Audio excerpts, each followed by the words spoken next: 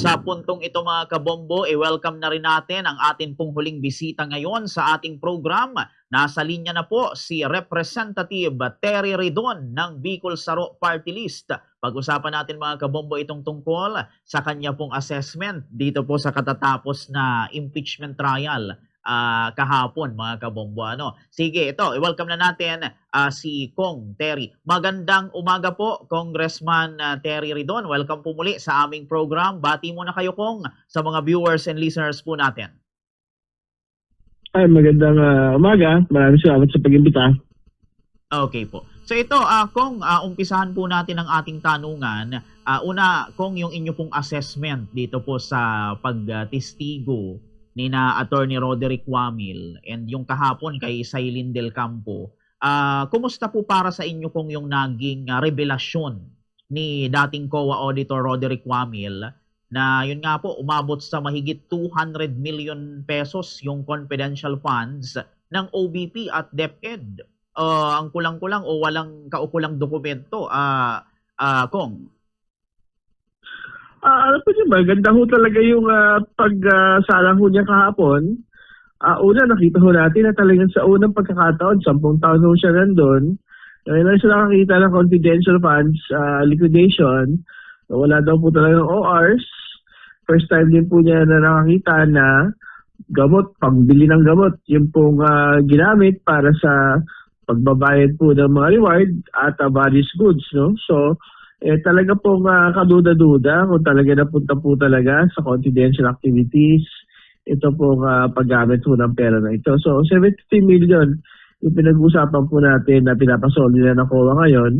Pero tingin ko nga ho, pagka sinala ho yung NBI sa susunod pa rin, makikita natin talaga hindi 73 million lang yung dapat pong ipasoli kundi kambuan po talaga sa confidential funds. Kasi nga, paano sila lang ho yung pumirma? Sabi ng NBI noong nakaraan, hindi ba sa House Justice Committee Proceedings, isang grupo lang ang pumirma dito pong mga acknowledgement receipts po na ito. Opo. Sabi kong ng mga sumusuporta kay BP Sara, parang nabutasan daw ni Attorney Powa itong witness. Ano niyo doon, Kong Terry, sa anong yun? Nabutasan ba talaga ng defense yung testimonya ni Attorney Wamil, Kong? Kahapon niya ako, sinubukan ho nilang ilusot yung pangalawang pangulo dyan po sa bagay na yan sa papagitan po ng ilang pagtatanong po ng mga senator judges kung saan sinasabi na hindi naman accountable officer si pangalawang Pangulong Duterte, kundi yan talaga kung dapat panagutin dyan yung pong mga SDO, si Gina Acosta at saka si Mr. Paharda. Pero pwede ba yun? Parang ang dating sa atin yun, nilalaglag po nung pong pagtatanong na gano'n, yung pong mga ordinaryong kawani ng pamahalaan. Sa totoo lang, malinaw naman po ang head of agency, kasama ho talaga yan doon sa mga pinapapanagot, doon sa maling paggamit ng pondo ng bayan. So dapat kasama ho si Vice President Duterte doon. Kumbaga wag ho niya nating itulak sa bangin yung pong mga maliliit na tauhan po ng OVP.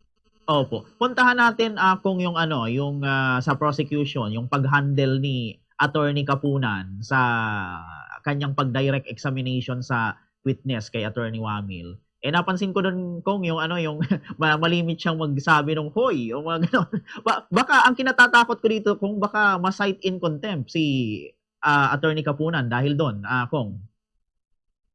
Tingin ko hindi naman. Malaki na siya, no? Alam na ho niya yung mga pwede, hindi pwedeng mangyari dyan. Kung masayit siya na contempt, pwede tatanggapin naman yun. Ano siya problema doon? Sabi niya, matanda na siya. Manonood pa siya ng sine. Di ba? So, tingin ko wala akong problema. Maayos yung pagkakapisita ni Atty. Kapunan sa bagay po na yan.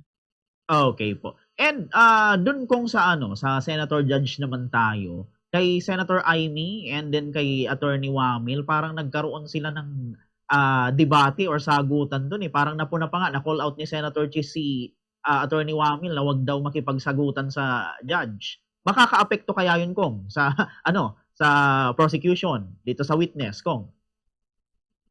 Wala naman, no?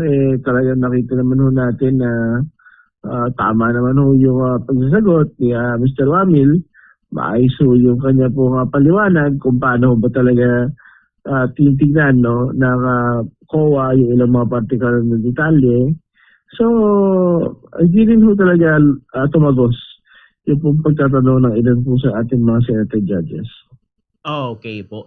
Ano naman kung yung masasabi ninyo sa depensa ng kampo ni BP Sara na yun pong mga natuklasan ng COA, preliminary pa lang at hindi pa maituturing na pinal na paggamit o maling paggamit ng pondo, Kong? Wala sabi ni Mr. Wamil, yung pong final decision ng COA, talagang unless meron daw pong TRO, yun na yun. Kailangan magsoli na po ng pangalang Pangulo ng 73 million doon sa mali pong paggamit na confidential funds for 2022.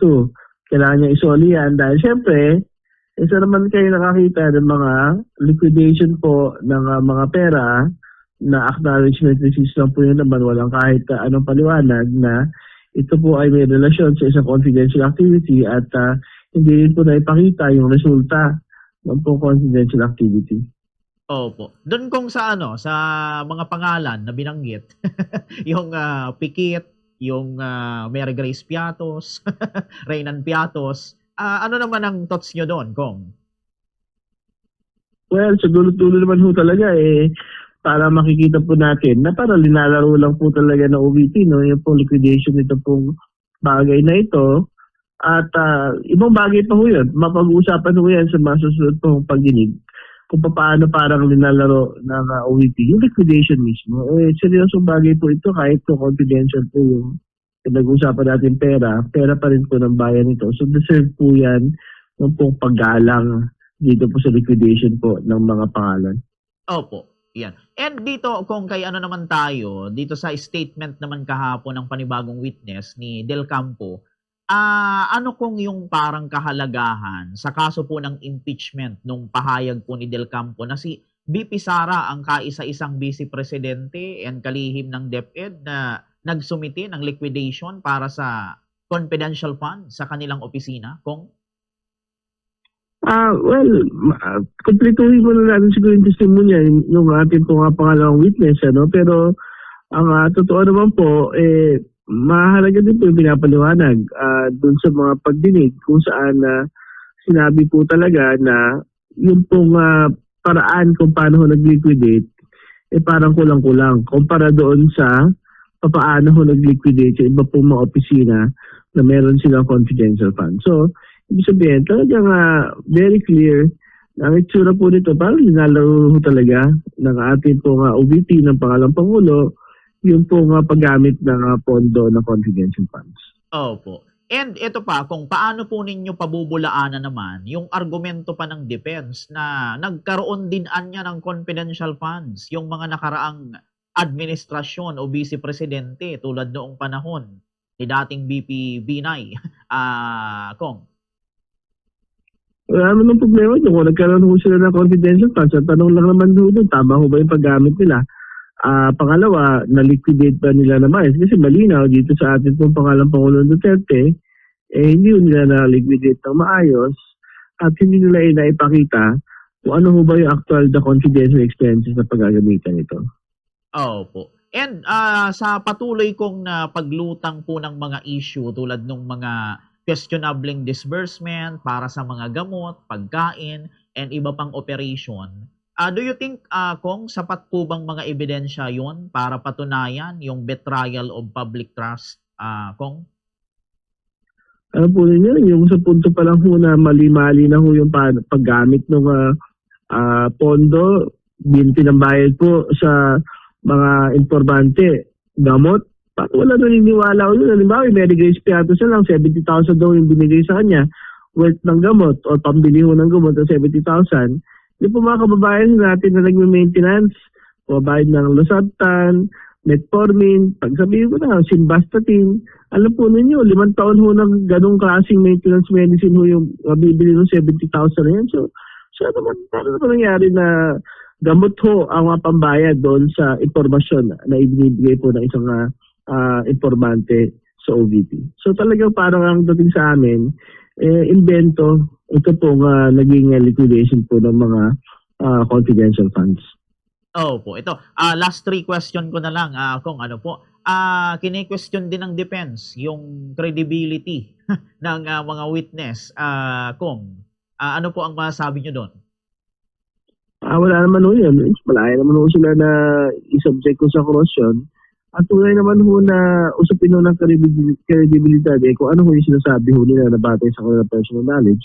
Yun po yung kailangan ho nilang wasakin. Pero tingin ko wala naman ho nangyaring gano'n in the last couple of weeks, no? Si Mr. Ramil, natapos ho yung kanyang testimonya na bongbo at bit-bit na yung dignidad niya at saka yung katotohanan na ininahad niya doon po sa Senate Impeachment Court. Opo. And sa tindikong ng mga ebidensyang naisumite ni na Wamil and kahapon si Del Campo sa pagpapatuloy po ng trial, kayo kung sa prosecution, kumpiyansa po ba kayong makukumbinsi ang Senate na hatulan ng guilty si VP Sara, Kong? Mataas yung kumpiyansa namin sa mga ebidensya po namin. Mataas yung kumpiyansa namin sa mga testigo po namin. At kung ano man yung maging papasyawan ng Senate Impeachment Court, sila po yung mabahala dyan. Pero naniniwala kami na nasa side ho kami ng katotohanan. Okay. At bilang panghuli, Kong, bago tayo magtapos sa ating interview, kung meron kayong gustong iwan na mensahe sa ating mga kababayan, and kung meron kayong hamon kay VP Sara, Kong, ano yung siguro challenge nyo sa kanya, Kong? So yung panghuli na lang, tungkol yun sa Supreme Court decision, alam po ninyo, binasura na ho ng Korte Suprema yung lahat po ng mga petisyon laban sa impeachment proceedings natin. Talagang ang lunsara na po na laban sa Senate Impeachment Court, wala na pong iba. Yung po palusot ng mga abogado ng ating pagpakalang Pangulo na official extradition, mini trial, wala na ho yung ngayon. Talagang kailangan na ho nila harapin buong buo ito pong bagay na ito sa Senate Impeachment Court ka lang, wala pong iba.